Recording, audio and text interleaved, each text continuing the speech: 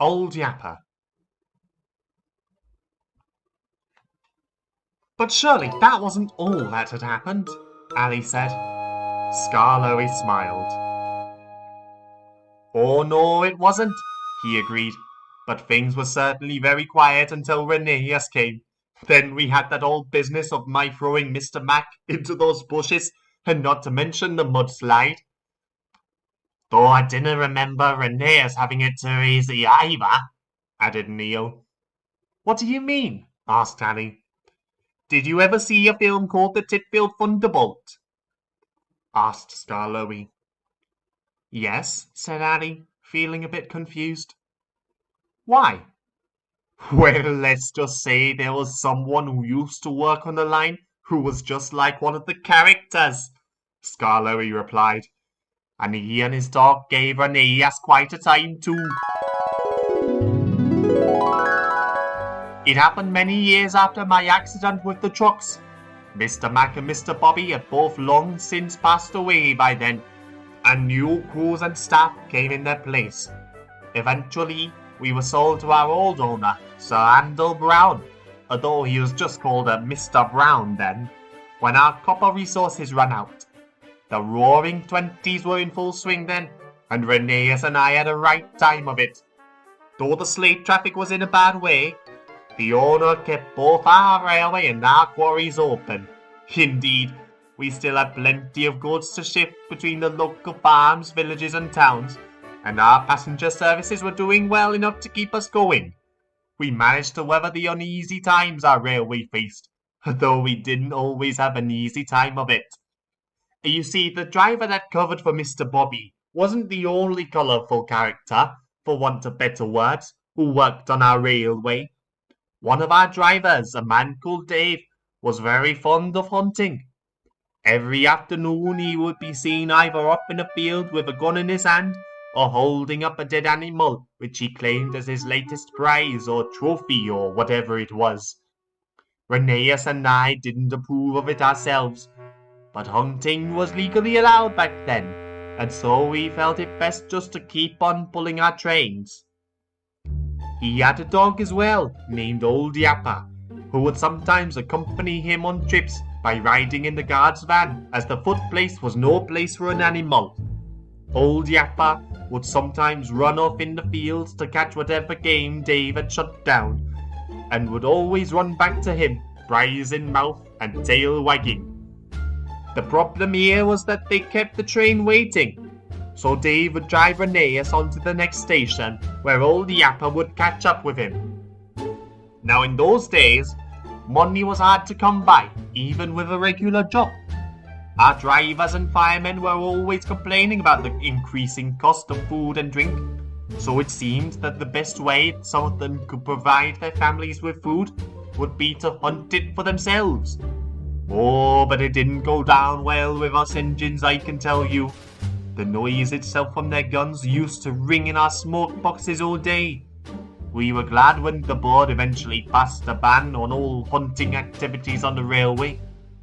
But even so, to say that the days preceding this were eventful would be understating it in the least. One day, Rheneas and I were resting in the shed. We were both getting on a bit, though we still liked to have a little fun. We often talked about some of the events on the big railway, you see, and wished we could have some of our own. Did you hear, I said, about that race one of the Fat Controller's engines had? Oh, yes, replied Rheneas. You mean the one with the bus, don't you? I hear he only won because he went through a tunnel. We both laughed about it like anything. Say, Skarloey, asked Rheneas, don't you wish we had some adventures like that too? Oh, yes, I agreed. But I still think we're better off without some of them, especially ones with trucks. I shuddered remembering my accident. But things just seem so dull. Rheneas groaned. Every day's the same. We get up, we pull our trains, we get refueled, we shed it up, we go to sleep. I just wish something else would happen for once. Oh, you mind what you say, I chuckled, or you'll find an adventure waiting for you when you least expect it. The next day, Rheneas was taking a short goods train full of produce from the farms up to the top station. It was a slow goods, and they were making good time. As they passed through the forest, Dave stopped Rheneas. He had seen something in the woods. Knowing what was happening, the guard opened the great van doors, and old Yapper sat, ready, willing, and waiting. They could see the target in the distance.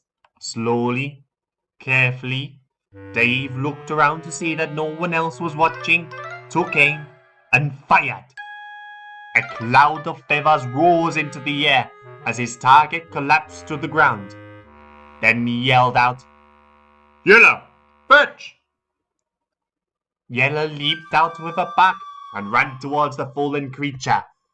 Just as he picked it up in his mouth, Rheneas blew his whistle and the train started up. Must keep time, he panted. Oh, you and that infernal gun of yours, Dave. What's that creature ever done to you? Nonsense, replied Dave. A man's gotta eat, you know. We don't all take on coal and water like you engines. I know that, Rheneas argued, but surely there's another way. Can't you just grow vegetables or something? And where's old Yapper, eh? He's not in the brake van, you know. Oh, don't you worry, Dave said. He'll catch up to us. Just you wait and see. And he opened Rheneas' regulator further. Rheneas powered on. He felt dreadful at leaving old Yapper behind, but he knew that I was coming right up behind him with a passenger train, and he would be holding up traffic even if he forced Dave to stop to look for him. Just then, he saw a flash of something by the line side. It then disappeared into the distance. That must be old Yapper, he thought. Determined to catch up with him, Rheneas puffed even harder. He felt certain he could make it to the top station and catch old Yapper in time. Houses and trees seemed to flash by as he pounded the rails. I'll catch him, Rheneas panted.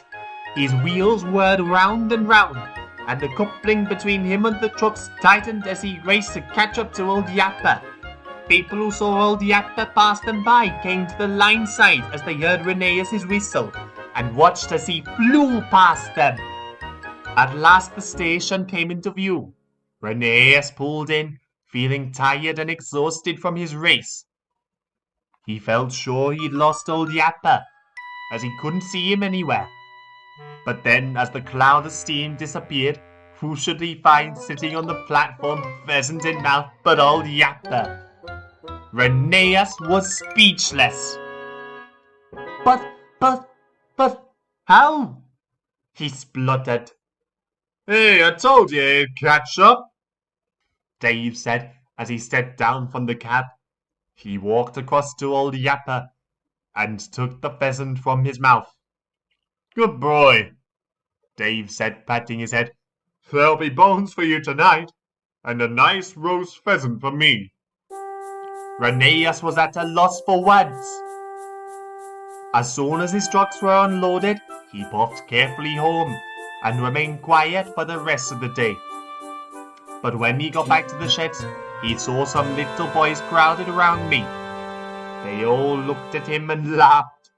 Look, there's Rheneas, one called. I hear he had a race with a dog, and the dog only just beat him. I think it sounded quite exciting, don't you agree? Rheneas felt embarrassed.